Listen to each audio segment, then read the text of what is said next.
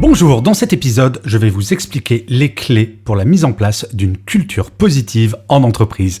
Je suis Gaël Châtelain-Berry, bienvenue sur mon podcast Happy Work, le podcast francophone le plus écouté sur le bien-être au travail.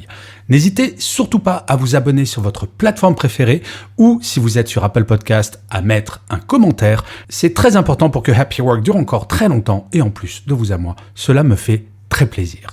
Alors, je ne sais pas si vous avez remarqué, mais quand vous croisez une personne de positif ou quelqu'un de négatif, cela ne vous met pas tout à fait dans la même humeur. Nous avons tendance à caler notre comportement social à celui que nos interlocuteurs et interlocutrices ont avec nous.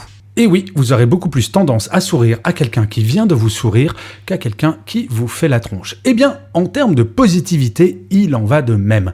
Quelqu'un de positif va entraîner du positif alors que quelqu'un de négatif pourrait déprimer une armée de clowns. Alors, quand on parle de culture positive en entreprise, il ne s'agit pas de transformer tout le monde en bisounours et de voir tout en rose. Absolument pas. Il s'agit que les salariés d'une entreprise voient plutôt le verre à moitié plein plutôt que le verre à moitié vide. Et cela se travaille. Tout d'abord, il y a des valeurs fondatrices qui doivent être portées par le comité de direction. Comme je le répète toujours, un escalier, ça se nettoie par le haut. Les valeurs fondatrices, c'est déjà de remettre l'église au milieu du village, comme le disait ma grand-mère. Alors, l'église au milieu du village, c'est quoi ? C'est de dire que dans la plus grande partie des cas en entreprise, on ne sauve pas de vie. Rien ne justifie que l'on s'énerve, rien ne justifie que l'on crie sur quelqu'un, et il faut que ce message passe extrêmement clairement. La culture d'entreprise positive ne se décrète pas, il faut l'affirmer haut et fort. La deuxième chose, c'est de mettre l'humain au cœur de tout, de bien faire comprendre qu'une entreprise sans salariés n'est absolument rien. Richard Branson, le fondateur de Virgin, l'avait compris il y a très longtemps en disant que si vous voulez que vos salariés prennent soin de votre entreprise, prenez soin de vos salariés. Et nous pourrions remonter aux théoriciens comme Adam Smith au XVIIIe siècle, l'un des premiers théoriciens du capitalisme, qui expliquait exactement la même chose. Nous avons eu tendance pendant quelques décennies à oublier cela en considérant que seuls les chiffres comptaient. Eh bien, pour avoir des chiffres, il faut de l'humain. Et enfin, il faut revenir à des choses toutes simples et, encore une fois, en parler à partir du comité de direction sans imaginer que cela est trop simpliste pour être efficace. Revenir aux fondamentaux, c'est par exemple exprimer très clairement que les bases de la politesse ne sont pas une option.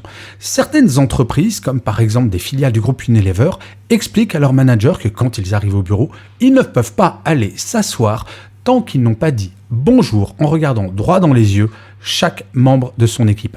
Je ne sais pas si vous le savez, mais le fait de ne pas dire bonjour le matin est l'une des premières sources de démotivation. Et c'est vrai, ça plombe le moral. Il m'est arrivé dans ma carrière d'avoir un manager qui ne disait jamais bonjour. Mais c'est horrible en termes de mépris, en termes d'attention. Donc, rappeler les basiques de la politesse, ce n'est pas totalement inutile. Ensuite, pour mettre en place une culture positive, il faut savoir célébrer les succès, même les petits. Encore une fois, cela vient de tout en haut de la hiérarchie. Si le président ou la présidente d'une entreprise félicite son comité exécutif en mettant, par exemple, à l'ordre du jour de chacune des réunions, une partie de la réunion consacrée aux bonnes nouvelles, je vous garantis que l'ensemble des membres de ce comité exécutif vont faire de même avec leur équipe, et ainsi de suite. C'est ainsi que le positif ruisselle. Savoir célébrer le positif, ce n'est pas se dire on est toutes et tous beaux et belles sur la photo, c'est juste savoir admettre que tout n'est pas négatif. En fait, il faut savoir mettre en place une culture du feedback et pour ce faire, eh bien, référez-vous à l'épisode 1016 de Happy Work, et oui, déjà plus de 1000 épisodes de mon podcast, dans lequel j'explique comment mettre en place une culture du feedback. Donc il faut savoir célébrer les bonnes nouvelles, alors que l'on sait très bien parler des mauvaises nouvelles, donc il faut changer ce paradigme, mais il faut également mettre en place une culture du droit à l'erreur. C'est absolument fondamental. En fait, il faut déculpabiliser les salariés face à l'erreur. C'est comme cela que l'entreprise va être créative, que les gens ne vont pas arriver avec une boule au ventre s'ils doivent avoir une idée ou lancer un nouveau projet. Le droit à l'erreur, c'est véritablement quelque chose de central pour le bien-être et pour faire en sorte que les gens soient toujours positifs et qu'ils essayent sans avoir peur d'échouer et surtout sans avoir peur de se faire juger si jamais ils échouent. Et c'est assez intéressant car depuis quelques mois, je constate que de plus en plus d'entreprises me demandent de venir faire cette conférence que je fais sur le droit à l'erreur car c'est une demande extrêmement forte de la part des salariés. Ils ne veulent plus avoir une boule au ventre du matin au soir en se disant oula, si je fais ça, je risque de me faire gronder. Être positif, c'est même, je dirais, célébrer les erreurs. Certaines entreprises ont mis en place une journée de la loose dans laquelle chaque service vient présenter la chose qu'ils ont plantée sur le trimestre ou le semestre dernier. Ce n'est pas pour un procès nord-coréen, non.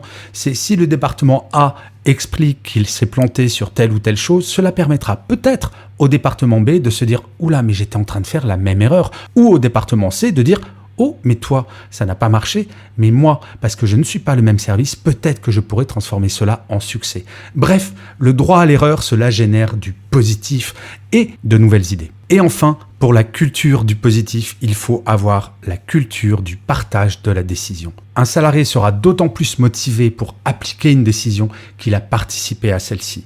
Plus il y a de secrets dans l'entreprise, plus la décision est tenue entre quelques personnes et moins les salariés seront positifs. Ils auront l'impression d'être des pantins, de ne pas servir à grand-chose. Partager la décision, cela veut dire en débattre, de prendre les idées des gens, d'avoir des commentaires, d'impliquer véritablement. Plus les gens sont impliqués dans la vie au quotidien de l'entreprise et de la stratégie, et plus ils seront positif en se disant « oui, je fais véritablement partie de cette entreprise ». En fait, la culture du positif, c'est quelque chose qui va permettre à l'ensemble de l'entreprise de se remettre en mouvement et surtout de développer un environnement extrêmement stimulant. Imaginez-vous dans une entreprise où, quand vous faites quelque chose de bien, on vous félicite. Quand vous faites une erreur, on ne vous gronde pas, mais on essaye de voir comment ne pas reproduire cette erreur et qu'est-ce que l'on peut apprendre de cette erreur. Et imaginez-vous dans une entreprise où tout le monde est positif. Franchement, ça serait agréable, non? Je vous remercie 1000 fois d'avoir écouté cet épisode de Happy Work ou de l'avoir regardé si vous êtes sur YouTube.